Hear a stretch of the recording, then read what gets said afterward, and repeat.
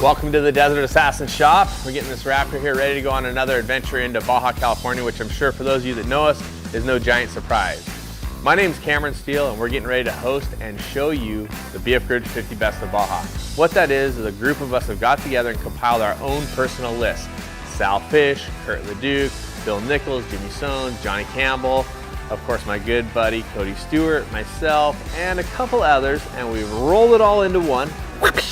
And we've accordioned it out for the top 50. What that means for you is you're gonna get to sit back on the couch or wherever you watch your computer and check out what we think is the 50 best spots in Baja. We're gonna kick it off today with a couple spots that might be a little bit more obscure for you. Of course, as you watch these episodes as they come out over the fall and the winter, and of course this summer, you're gonna be able to see San Javier, you're gonna be able to see Loreto, you're gonna be able to see San Borja, all the missions, all the different fun spots, but we're also gonna give you some spots that maybe you haven't heard about. Right now we're gonna kick it off with Santa Rosalia, the sand dunes outside Guerrero Negro, La Lobera, and then the steps outside of La Paz, which is one of those iconic spots from the Baja races that you're gonna love to check out from a different point of view. Let's check out the 50 best of Baja. As we're still compiling some of the lists, we're bringing you some of the spots that have very few votes. And one of the places is Santa Rosalia. Now, it's a pretty amazing looking spot, totally different from anywhere else on the peninsula, but the off-road racers are on the Pacific side when they're racing or pre-running, and the chase teams use this as a gas stop. Most people don't stop to take a look, but it has a lot to offer. Number 50, Santa Rosalia. Hey, so we're here in Santa Rosalia.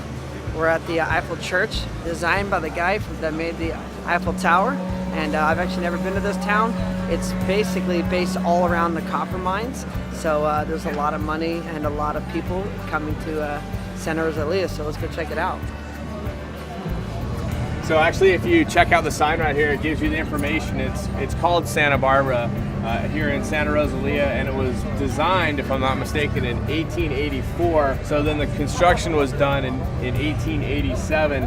And it was brought here from Paris in 89, I believe. But when you look down here, you can see it was installed here in 1895 to 1897 when it was finished at this spot in Santa Rosalia. And of course, Santa Rosalia really came to life because it was a copper mining town, and the French were the ones that created it or founded and built the mine. So it's got a ton of French influence. So let's take some time, walk around town, see what it has to offer, because there are some killer looking things, and looks a little weird, but it's really fun.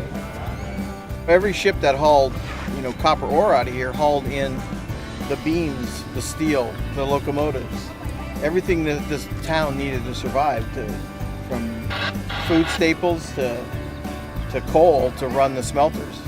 And they figured out after a while that the smoke wasn't good to breathe, so they built that elaborate smokestack to take it from this area, which held the air, to the top of the hill. So we're sitting here at this chimney here. There's a flute that comes down here from the smelters, and this flute brings all the toxins up to this chimney right here and lets this chimney go up on this high part of this hill so that the toxins disperse up here on top. The tailings from this mine are black sand, and there's black sand all throughout this bay because they dumped it here. And other than Hawaii, this is one of the few black sand beaches anywhere in the world. As we transition out of Santa Rosalia, which is rife with copper mining, and that's how it came around, we now transition to number 49. Just where the states of Baja and Baja Sur come together near Guerrero Negro, just north are the sand dunes of Guerrero Negro. At least that's what we call them by. And it's a beautiful area where you don't off-road, you don't motorcycle. People have seen it from the coast, people have seen it from off the side, and of course we get to see it from the helicopter, which you're seeing it right now. Just one of those beautiful, untouched places in Baja that just should be left exactly like that, pristine and unbelievable.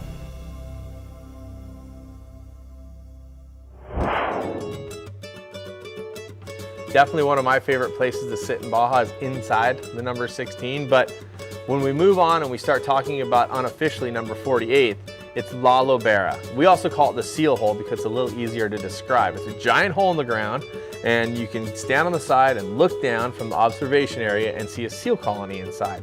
There's also all kinds of crazy coastline there, and it's definitely a spot that we love to stop and check out. It's right along Highway 1, about 4 miles off to the west, just north of El Rosario.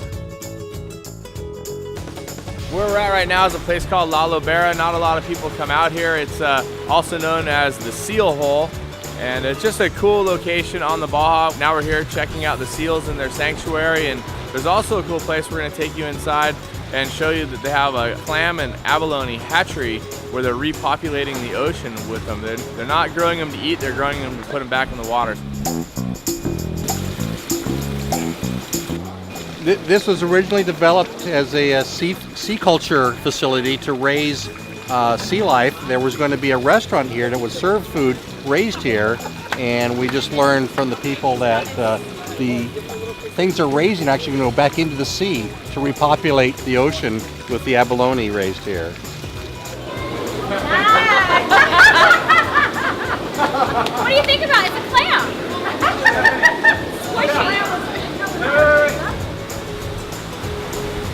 It's pretty epic right now.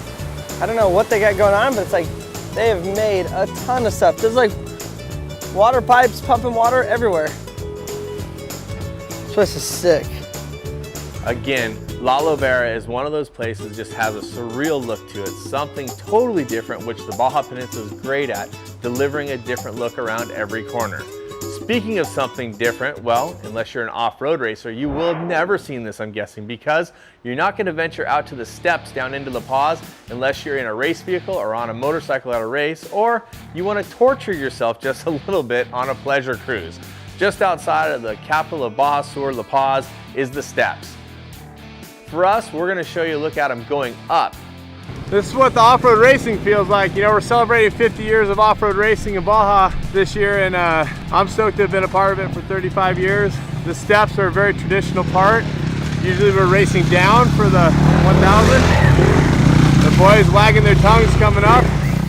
When you come out of town, you leave a little bit of section of town known as El Centenario, head out into the dirt, and then you're going to start climbing. First of all, you're going to get the whoops, and they're like Volkswagen size. It's unbelievable how big and with no rhythm they are. Be very careful if you go there on a motorcycle. That transitions into the uphill portion where you're going to have a lot of back and forth, some zigzags, and then you get to the steps.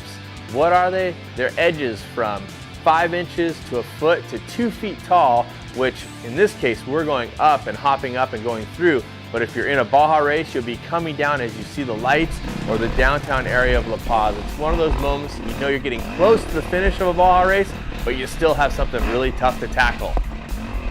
It's truly amazing as we start going through all the footage the Desert Assassins have been able to compile over the last decade. Remember, we have motorcycle trips, truck trips, races, and of course the helicopter flying with the camera on it all the time.